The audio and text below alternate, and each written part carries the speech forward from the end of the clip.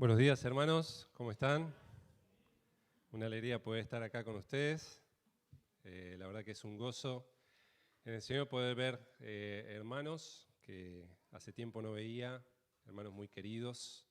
También es lindo cuando uno va a una iglesia de visita, siempre lo digo, ver caras nuevas, porque eso muestra que la iglesia sigue creciendo. Así que es una bendición del Señor poder estar acá. Muchos saludos de mi familia, nos quedamos con la pena, teníamos planeado estar todos, pero tenemos a la más chiquita que se enfermó. Gracias a Dios no es COVID, no es nada que ver con eso, es un resfrío, producto de estos cambios, ¿no?, que tenemos últimamente, así que bueno, nos quedamos con la pena, sé que nos está acompañando por YouTube. Traigo saludos también de los hermanos de la Iglesia de la Espada, ¿sí? Mando muchos saludos a los hermanos acá, así que estaban orando por este tiempo. Quisiera invitarles a ir al Evangelio según San Juan,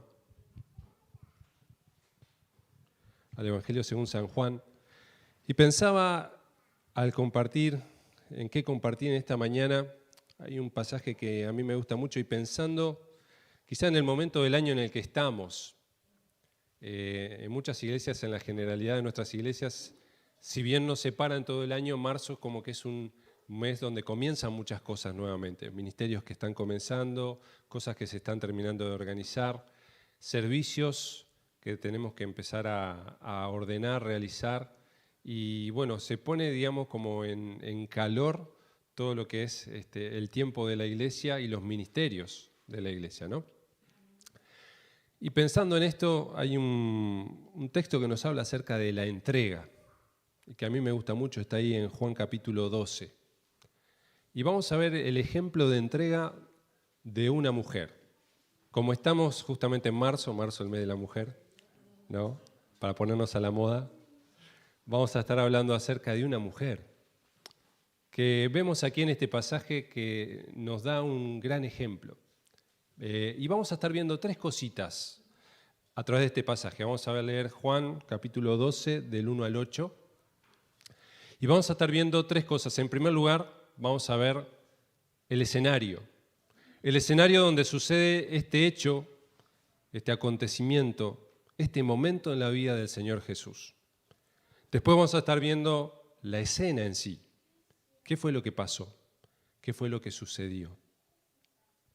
Y por último vamos a ver qué enseñanza tiene el Señor a través de su palabra para nuestras vidas. Así que vamos a leer quizá los primeros dos versículos para ir comenzando y pensando en esto del escenario. Dice así, capítulo 12, versículo 1 de Juan. 6 días antes de la Pascua vino Jesús a Betania, donde estaba Lázaro, el que había estado muerto y a quien había resucitado de los muertos. Y le hicieron allí una cena. Marta servía y Lázaro era uno de los que estaban sentados a la mesa con él. Vemos entonces aquí el escenario. Recordemos, hermanos, que habían pasado algunas cosas que terminaron sacudiendo la opinión pública con respecto a Jesús. Muchos ya lo veían como el Mesías.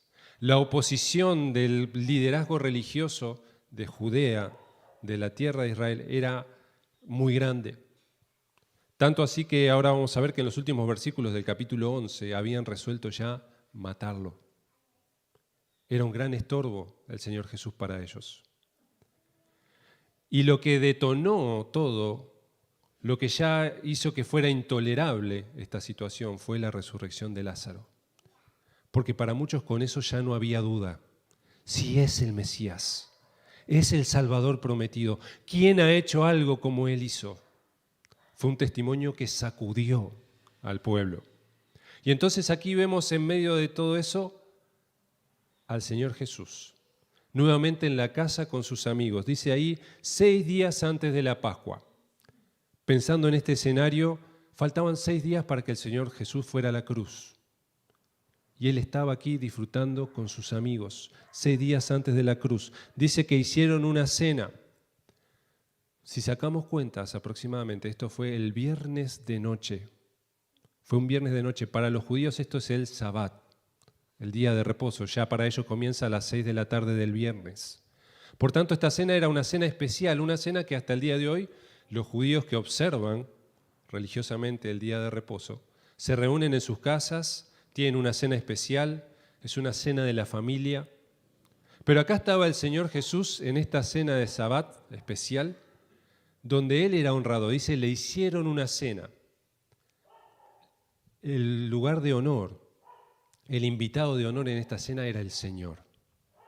Y entonces lo encontramos ahí en esta casa. Si vemos capítulo 26 de Mateo, no lo vamos a buscar, dice que se reunieron en casa de Simón el leproso. Mateo 26, versículo 6. Simón el leproso. O sea, estaban en Betania, pero no era la casa de Lázaro. Era la casa de otra persona, otro habitante de esa aldea, Simón el leproso. Seguramente no era leproso ya, ¿no? Porque si no, no podría estar con las personas, tenía que estar separado. Acuérdense que la lepra era una enfermedad terrible en esa época, que era extremadamente contagiosa y hasta muchas veces las personas tenían que vivir durante todo el resto de vida que les quedara con esa enfermedad apartados de los demás. Por tanto, creemos que este Simón había sido leproso y el Señor Jesús le sanó. Y esto nos hace pensar mucho en esta cena, ¿no? Una cena donde está el Señor Jesús, donde están todos aquellos que estaban agradecidos al Señor por haber resucitado a Lázaro. Estaba Lázaro, el que había estado muerto. Él estuvo 4 días muerto y estaba ahí, con vida. Las risas de ese lugar, la alegría, la admiración. Y eso me hacía pensar también en nosotros. Hoy hemos disfrutado de alguna manera, por decirlo así, de una cena, donde el Señor es el invitado de honor. Y nosotros como Lázaro estábamos muertos en nuestros delitos y pecados. Y hoy estamos vivos, por la gracia de Dios, por el poder de Dios, y podemos estar sentados a su mesa, cerca de Él. Pensaba también en Simón, este leproso. Nosotros éramos leprosos espirituales, porque si recordamos en la Biblia constantemente la lepra es una figura del pecado, porque era incurable, no se podía curar, porque traía total desazón, había desesperación. ¿Por qué? Porque no había cura, porque también había soledad, porque teníamos que estar apartados de los demás. Y el pecado ha hecho eso, hacía eso en nuestra vida. Y por las llagas de Cristo nosotros fuimos curados. Qué impresionante, ¿no? Qué linda figura ver esta cena y ver representado en esa cena lo que estamos viviendo hoy nosotros como iglesia. El Señor es el centro. Y nosotros somos los convidados, pero también los que disfrutamos de sus bendiciones. El escenario. Dice ahí que también estaba Marta sirviéndoles, ¿sí? Y Betania es una ciudad que está muy cerquita de Jerusalén. Y el ambiente estaba muy agitado, como decíamos antes, había mucha oposición. Si pensáramos que esta parte el púlpito, aquí donde estamos en la plataforma, fuera Jerusalén, hacia el lado, digamos, del este de Jerusalén, está lo que se llama el Valle del Cedrón. Es un valle que va hacia abajo, Jerusalén está arriba. Después comienza a subir un monte, que es el Monte de los Olivos, ¿verdad? Pasando la cima del Monte de los Olivos hacia abajo, podríamos decir, allá al fondo del salón está Betania. 3 kilómetros, muy cerquita. Y allí entonces estaba el Señor Jesús. Es interesante también el nombre Betania. Estamos tratando de pintar el escenario.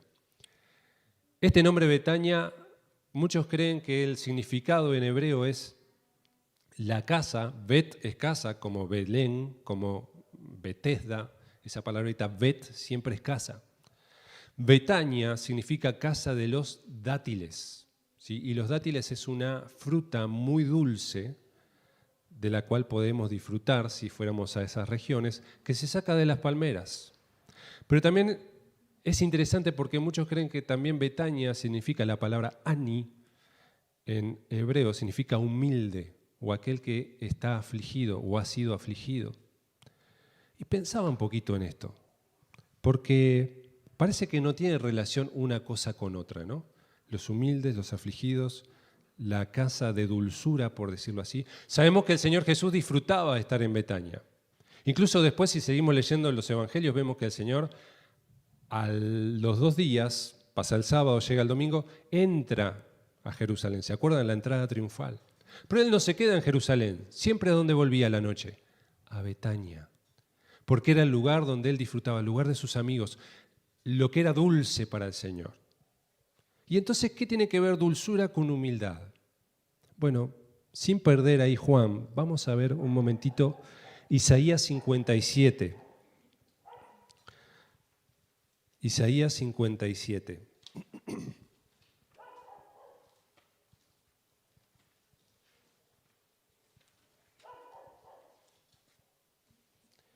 Versículo 15. Después volvemos a Juan. Isaías 57, 15.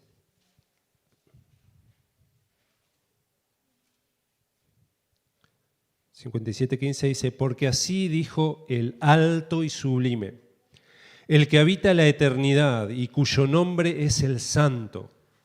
Yo habito en la altura y la santidad. Y si terminara este versículo aquí, estaría bien, porque Él es el alto y sublime, ¿y quién puede llegar a donde está Él? Y Él habita allí en los cielos. Pero me encanta que el versículo sigue y dice, yo habito en la altura y la santidad y con el quebrantado y humilde de espíritu, para hacer vivir el espíritu de los humildes y para vivificar el corazón de los quebrantados. Hermoso, ¿verdad? Él habita también con los quebrantados y los humildes. Por eso Jesús estaba en Betania. Porque si hay algo que el Señor disfruta es estar con aquellos que tienen un corazón humilde. Y eso me hacía pensar en mi corazón. Dios, ¿cómo está mi corazón? Dios, ¿es mi corazón un corazón humilde? Quizá estoy pasando por momentos de quebranto. Yo no sé cómo estás vos. Pero acordate que Él habita con aquellos que están quebrantados de corazón. Con aquellos que son humildes, que dicen, Dios, te necesito. El Señor no está contento, ni se agrada de aquellos que viven la vida diciendo, yo puedo, yo lo voy a hacer, yo no necesito para lograrlo. No, Dios ama, bendice al humilde, aquel que le busca, aquel que muestra su necesidad de Él.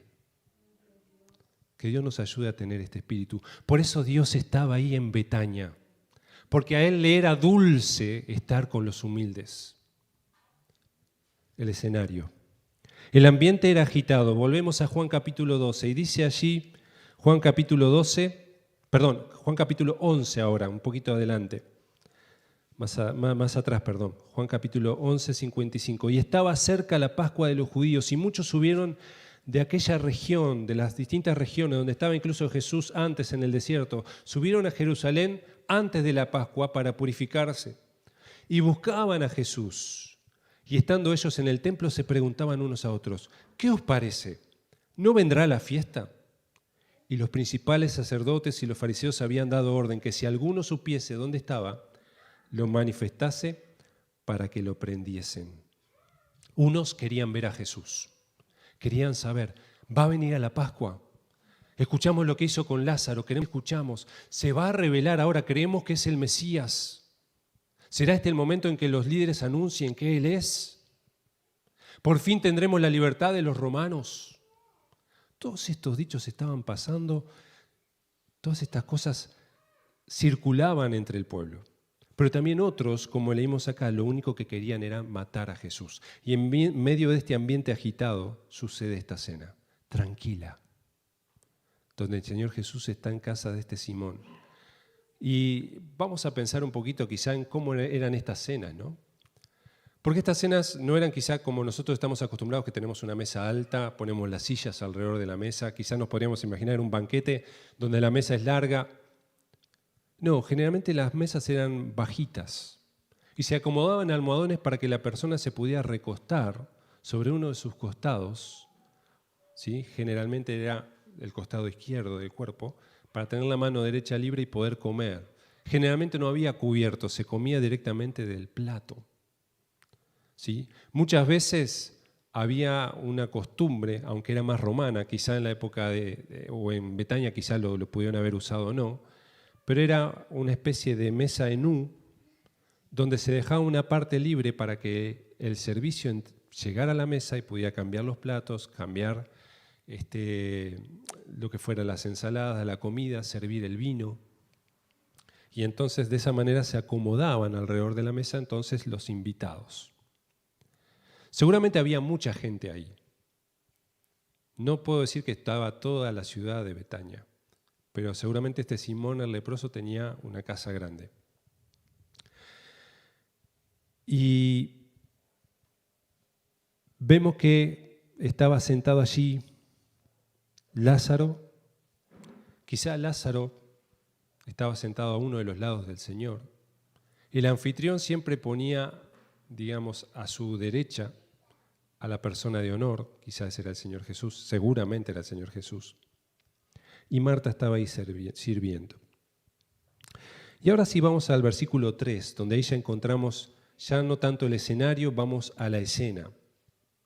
Versículo 3. Entonces María tomó una libra de perfume de nardo puro de mucho precio y ungió los pies de Jesús y los enjugó con sus cabellos, y la casa se llenó del olor del perfume.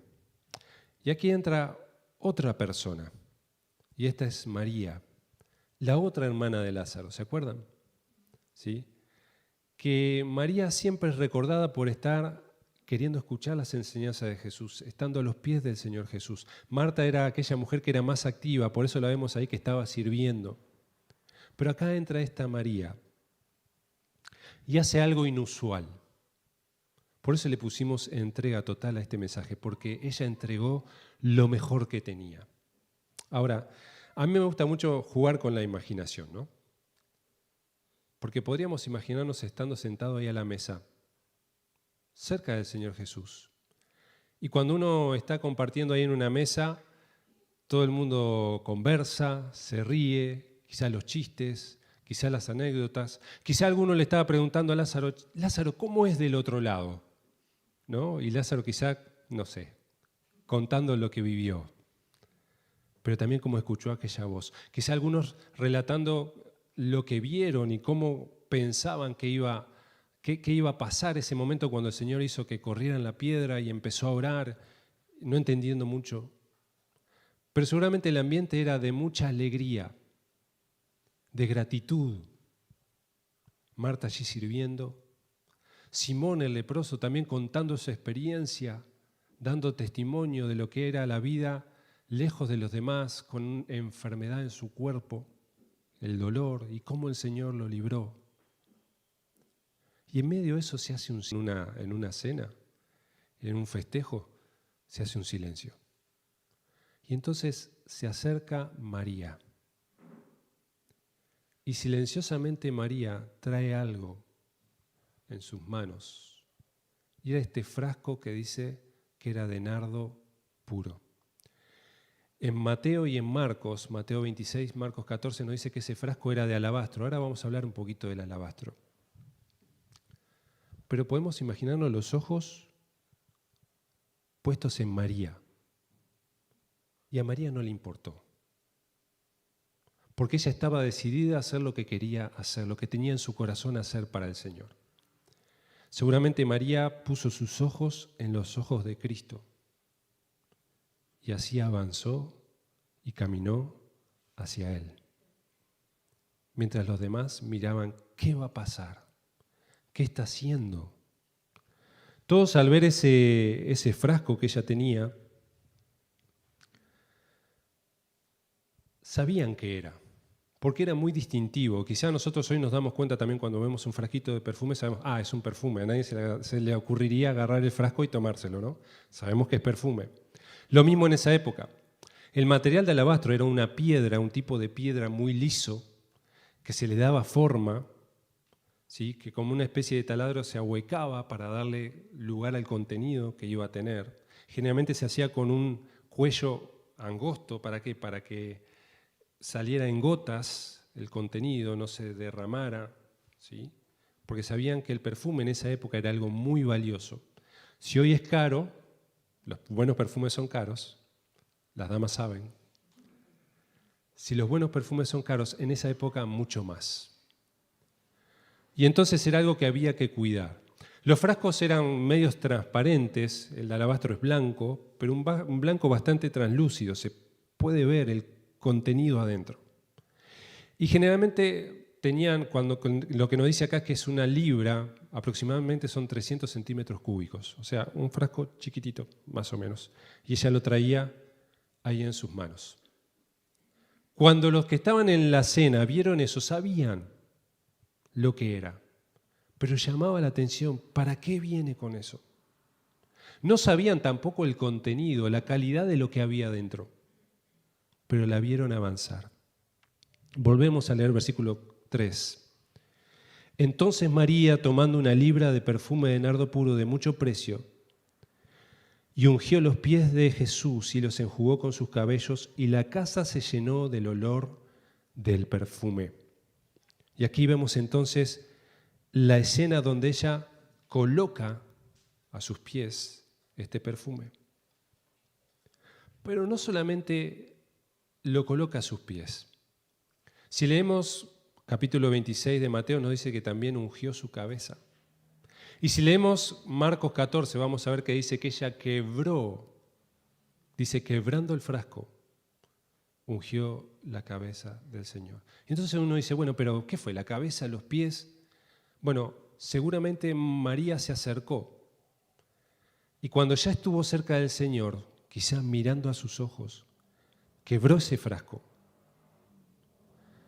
Ungió con parte del contenido de la cabeza del Señor. Y yo me imagino a María luego arrodillándose a los pies de Cristo y derramando lo que quedaba en sus pies. Y luego, tomando su cabello, comenzó a enjugar, comenzó a, de alguna manera, esparcir el perfume a sus pies. Y dice, la casa se llenó del olor, de ese perfume que dice que era de nardo puro. Y uno dice, qué impresionante. ¿Y qué impresión habrá causado en los que estaban allí? Bueno, lo leemos en el versículo que sigue. Dice, y dijo uno de sus discípulos, Judas Iscariote, hijo de Simón, el que le había de entregar, ¿por qué no fue este perfume vendido por 300 denarios y dado a los pobres? Pero dijo esto no porque se cuidara de los pobres, sino porque era ladrón, y teniendo la bolsa, sustraía de lo que se echaba en ella. Si leemos, vamos un momentito a Mateo, capítulo 26, sin perder acá Juan, Mateo 26. Vamos un momento ahí.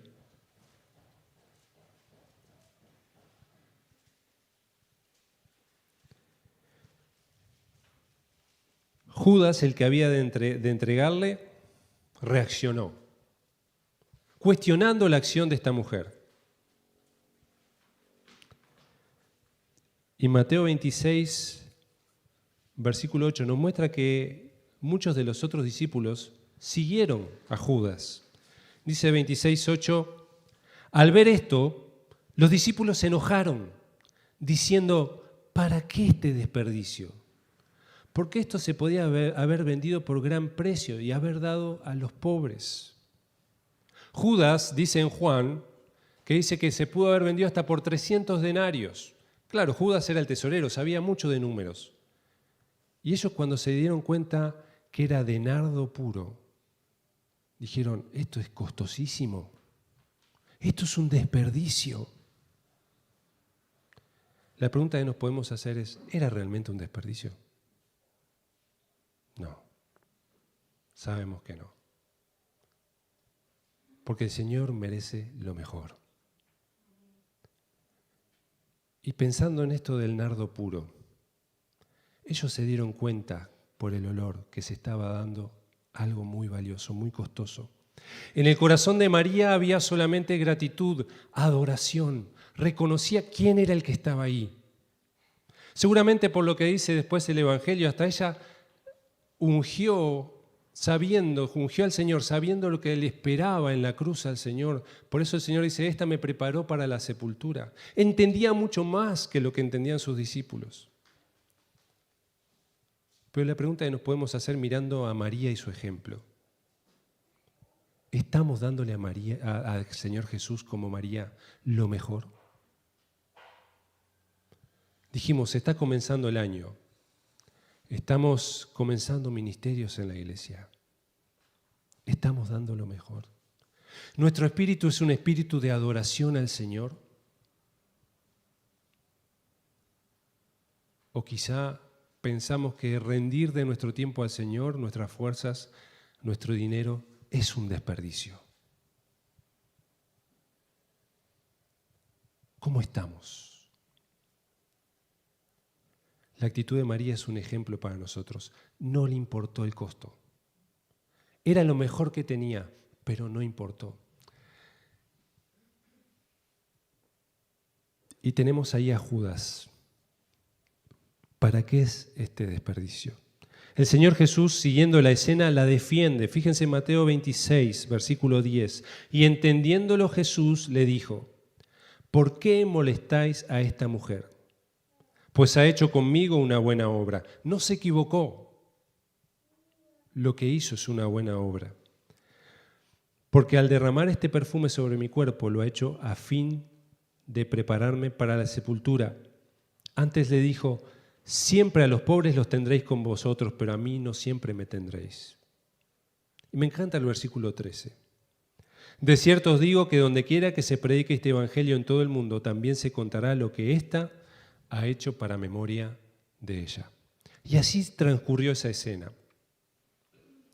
Quizá después la cena siguió, quizá el ambiente quedó un poco cortante, pero todos se fueron a dormir esa noche pensando en lo que había ocurrido. Y seguramente María con la satisfacción de que le dio al Señor lo mejor. Pero ¿qué enseñanza podemos aprender de esto? Bueno, hay varias cosas que podemos pensar. Brevemente, ¿cuál es mi lugar en la cena? ¿Cuál es mi lugar en la iglesia? ¿Quién soy yo? ¿Con quién me identifico más? ¿Podría identificarme más quizá con Lázaro? Porque es cierto, estuve muerto, ahora estoy vivo, estoy disfrutando de estar con mis hermanos, de tener una vida nueva, de lo que Cristo me regaló. Y está bien. Quizá me identifico con Simón, porque yo estaba en tanto pecado, tan herido, con tantas llagas en mi alma, y el Señor me curó. Quizás estaba en tanta soledad y hoy disfruto de tener una familia.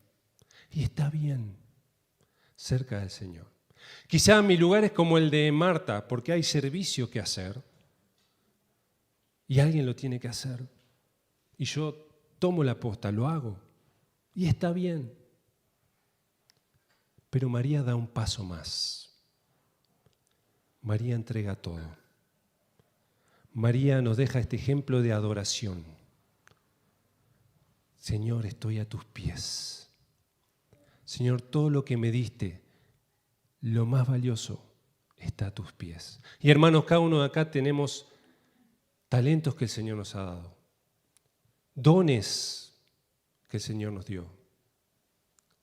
Tenemos posesiones que las podemos usar para el Señor.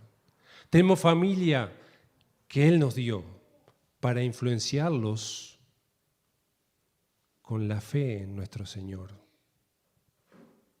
Tenemos más de lo que pensamos. Seamos jóvenes, seamos más ancianos, tenemos cosas en nuestra mano que podemos darle al Señor. Nuestra vida. ¿Estamos dispuestos a vivir nuestra vida para el Señor? ¿A hacer lo que Él nos pida? ¿Cuál es tu lugar en la cena? Que Dios nos ayude a poder dar un pasito más, como María. Fíjate que ella supo que la adoración exige un costo. 300 denarios, que era lo que costaba esa libra, equivalía al salario de un año prácticamente de una persona que trabajaba en el campo. El salario de un año. Quizás vos sabés cuánto ganás, podés multiplicar lo que vos ganás por 12 meses. Eso es lo que valía ese perfume. ¿Estarías dispuesto? El detalle de que María quebró ese frasco llama mucho la atención. Porque como dijimos, los frascos tenían un cuello finito para que salieran de a gotas. ¿Servís al Señor en cuentagotas?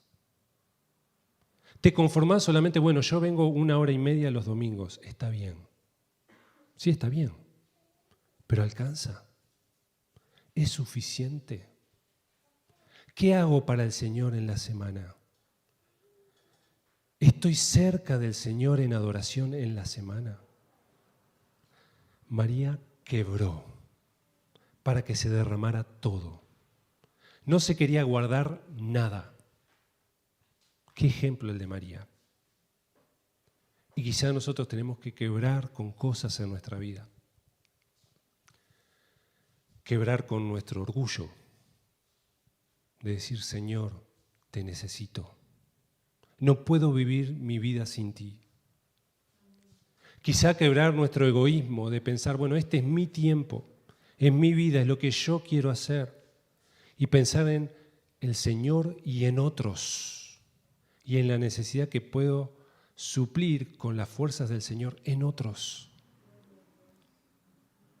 Quizá tengo que quebrar con el pasado de cosas que viví antes y de las cuales me atormentan y no se las estoy entregando al Señor.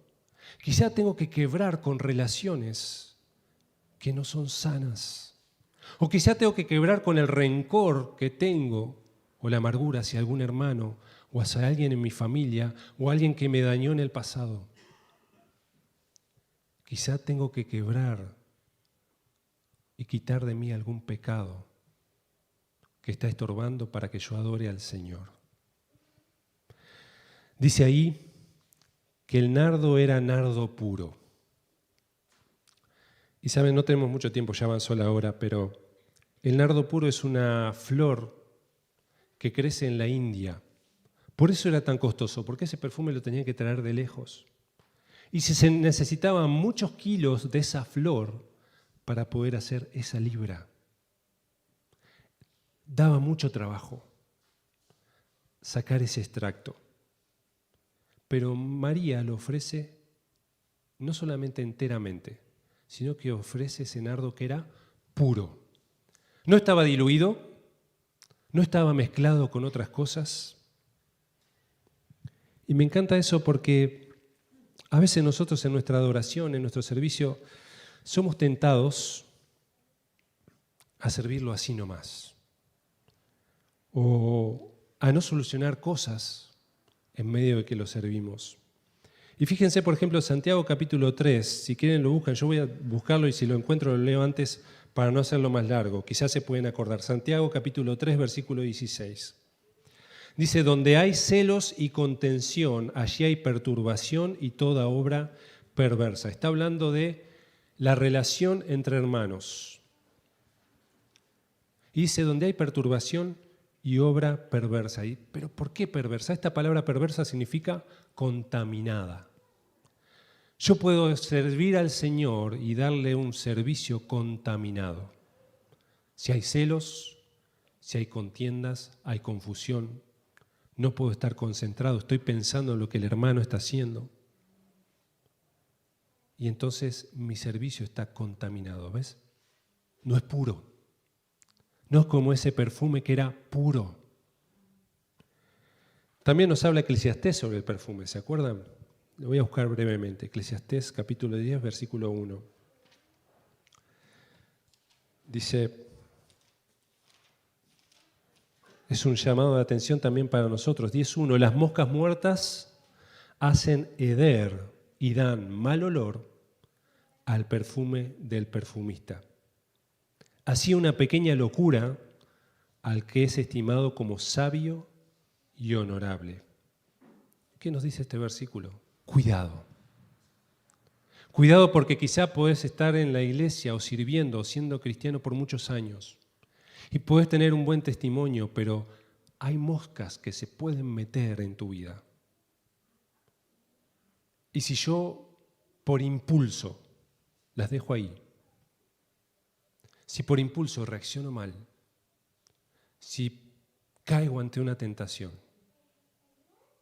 puedo terminar estropeando lo que el Señor viene haciendo en mi vida durante mucho tiempo. Que Dios nos ayude a que nuestro perfume sea puro para el Señor.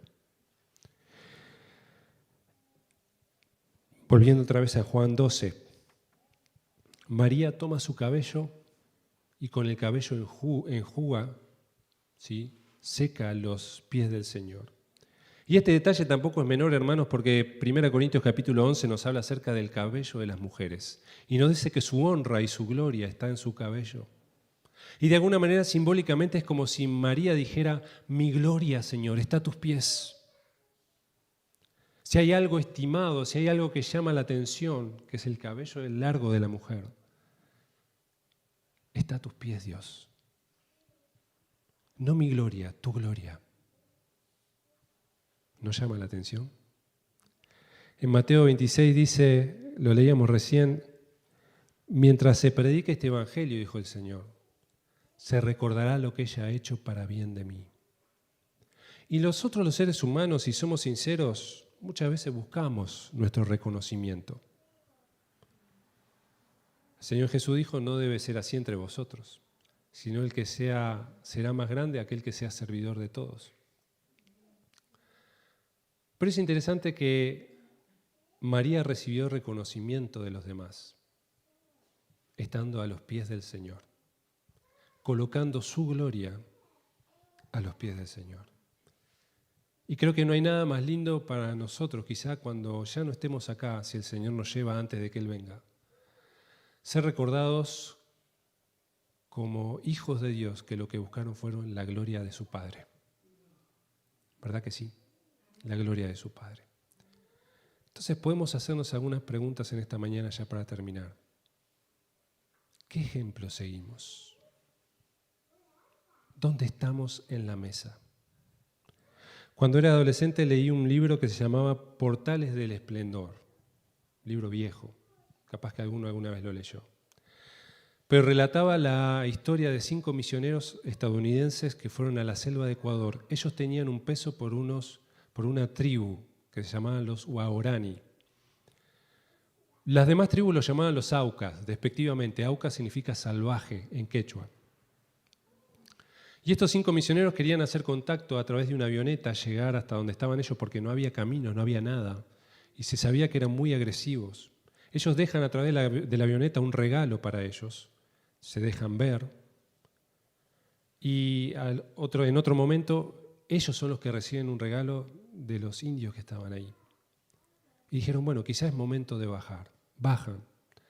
Dan un mensaje a sus esposas que estaban en el pueblo, ahí en la base donde tenían, que si para tal hora no llegaban, bueno, que mandaran a alguien a buscarlos. Y efectivamente nunca más se supo de ellos, hasta que tuvieron que mandar una misión de rescate y solamente encontraron los 5 cuerpos de estos misioneros. Obviamente que fue algo que sacudió la opinión pública, tanto en Ecuador, donde sucedió, como en Estados Unidos. Y una de las cosas que se escribía en los diarios fue la misma frase que leímos en Mateo 26. ¡Qué desperdicio! ¡Qué desperdicio! Hombres jóvenes entre 21 y 25 años, con esposas, algunos con niños, muriendo de una manera sin sentido. ¡Qué desperdicio! Pero esto movilizó tanto al pueblo evangélico que hoy en día en esos lugares hay cientos de iglesias. Yo no sé si vos sabías, pero en la selva del Amazonas hay cientos de iglesias. Tuve el privilegio de conocer a uno de los jóvenes que estuvo involucrado en el asesinato, porque los jefes de la tribu mandaron a que los mataran. Ya viejito. Y él nunca se olvida en su testimonio el amor que mostraron las esposas de estos misioneros. A pesar de lo que ellos hicieron, ellos le mostraron el amor de Cristo. tenemos que dar lo mejor. Lo mejor. Y que el Señor nos ayude a entender que no es un desperdicio. No lo es. Le pedí a los músicos que pasaran acá para que podamos cantar el último coro que cantamos, que justamente tiene mucho que ver con esto, y después le voy a pedir a Anderson que pueda orar.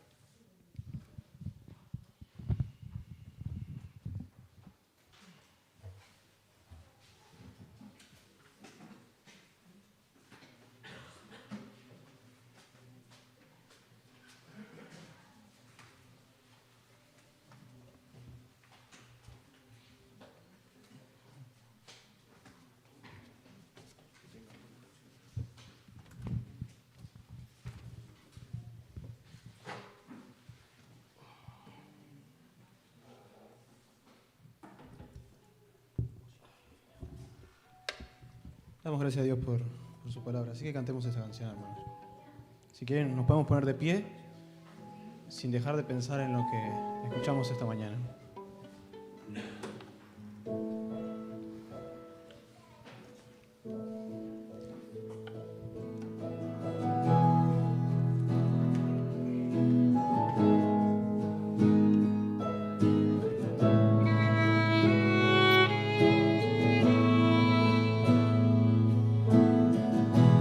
Tu amor inundó mi corazón, creo en tu palabra, oh Dios, espero en ti, renuévame con tu Espíritu, Jesús, y vengo ante tus pies, vengo ante tus pies, rendido te adoraré.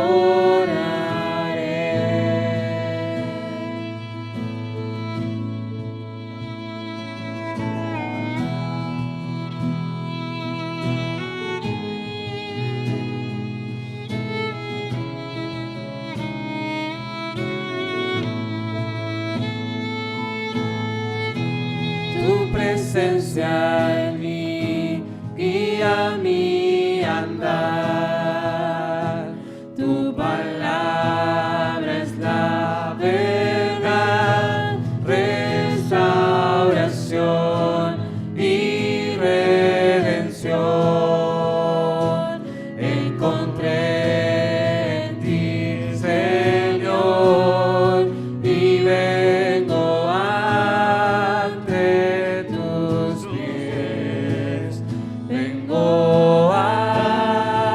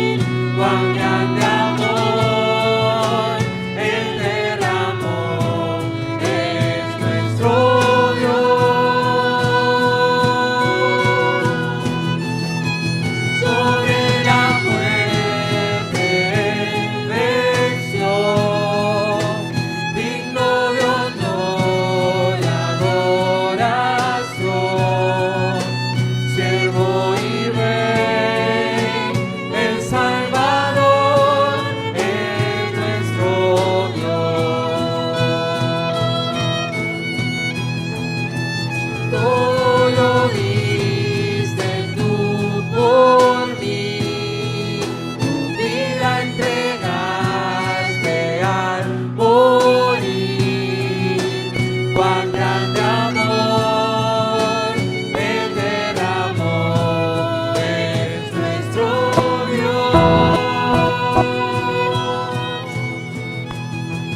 Sobre la muerte Él venció, digno de honor y adoración, siervo y rey, el Salvador es nuestro Dios.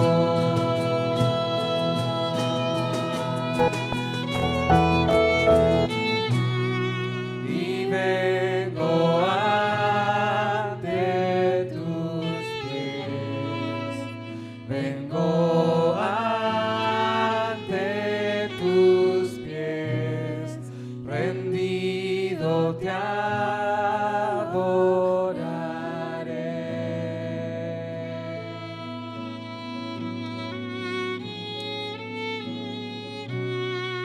Y vengo ante tus pies, vengo ante tus pies, rendido te adoraré.